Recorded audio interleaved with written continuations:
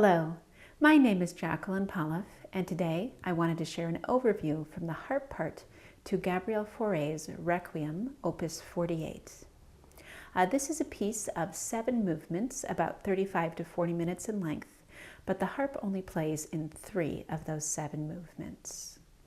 And it's really a beloved piece by many. I think that Fauré wrote kind of a bit more of a gentle and humanistic requiem compared to many of the dramatic pieces that came before. And he actually created 2 versions of this piece, one with a smaller ensemble and one with a larger ensemble, but the harp part remains the same for both. What I wanted to do today was first to talk a little bit about the piece overall, and then to discuss each movement individually, demonstrating a few passages, talking about some practice approaches, and discussing some things to be aware of when putting the piece together with choir. Overall, this is a pretty straightforward harp part without anything terribly challenging about it, and the full harp part can be found in my publication, Choral Repertoire, Harp Parts. One challenge for any ensemble performing this piece is deciding which edition to use for the score and parts. As I mentioned, there are the 2 versions for the larger and smaller ensembles, but beyond that, there are many editions with small changes between them. And the piece really evolved over Fauré's lifetime, and unfortunately, he did not leave behind a definitive edition that everyone can reference. Fortunately, the harp part does not change much from edition to edition. The harp is always playing in the same measures of the same 3 movements with the same rhythms and harmonies. There are just a few measures where different voicings can be found depending on edition. So for example, in some editions you might be playing an arpeggio with a first inversion chord shape, and then in another edition it would be the same chord but now just in a second inversion chord shape. So there are a couple of spots like that. And then also in the 3rd and 4th movements, there are just a few measures where in some editions the harp is playing some low bass octaves, the left hand jumps down for that, and in other editions those bass octaves are not included. So it's just helpful to note that the editions can be slightly different for the harp part of Fauré's Requiem. Movement 3 is the first movement that the harp plays in, and the harp part is quite exposed, especially at the beginning and the end of the movement. For most of the movement, the harp is playing a pattern of straight 16th notes with a short passage of chords in the middle before returning to the 16th notes. I'll play a few measures as an example of this, starting in measure 9.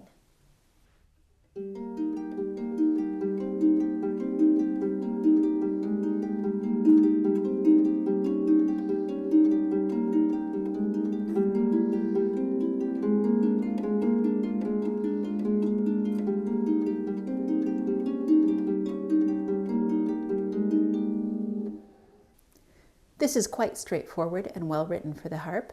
Generally, I think dividing the 4 16th notes up into 2 groups of 2 between the hands work really well, but there are other hand distributions possible, such as 1 note in the left hand and 3 in the right, which can work well depending on personal preference or the exact intervals used within various measures of this movement. In practicing and learning it, playing everything in chords or playing everything in arpeggios but with altered rhythms can work really well. There are also a few measures here and there where there's a few pedal changes. The harmony is just moving quite quickly in those spots, and so those are good spots to drill in practicing it. Putting it together with the choir and ensemble is quite straightforward, especially because the 16th notes stay very steady throughout the movement. In my edition, I have included a few cues here and there, especially for the violin, just to help keep track of where everything is and how it all lines up. The next movement that the harp plays in is movement 4, the Pie Jesu. And this movement features the soprano soloist, and it's really a beautiful movement in the work overall.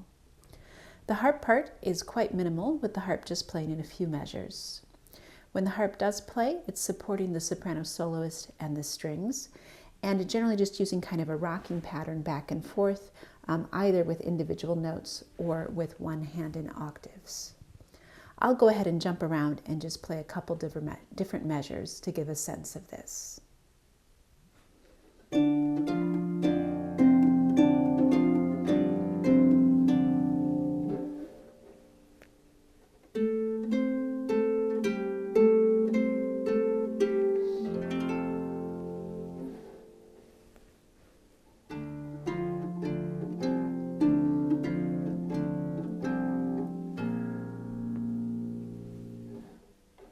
I don't think there's anything special to do in practicing this movement, as everything is quite clear-cut.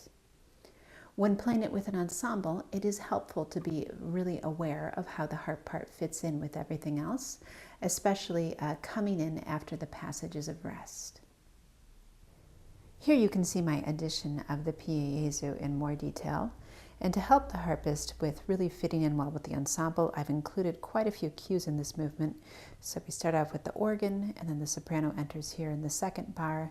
Then this is the end of the soprano's line before the harp makes its first entrance.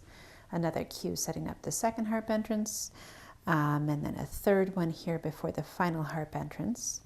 And at this point, the harp is very much accompanying the solo soprano to finish the movement. And I find it quite helpful to have this separate staff showing the soprano's line so that everything can line up really well, especially with that poco ritardando at the end. So throughout the part, I've just tried to add whatever would be most helpful to each movement. And in this movement, I think that really is the cues. The harp is tacit for movements 5 and 6. And plays again in the final movement, movement number 7.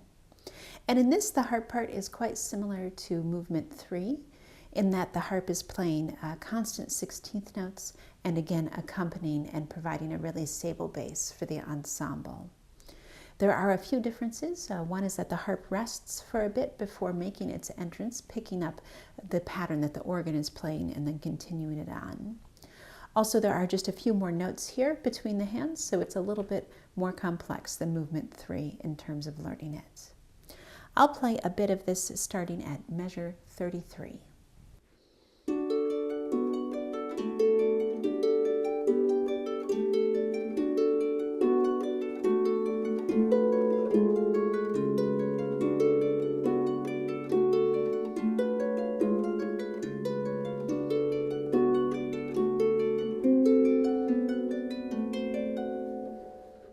In learning movement 7, it might be helpful to focus a bit more on the right hand since it has the more demanding part, and practicing that either in chords or just some right hand alone when the arpeggios are a little bit awkward can be helpful.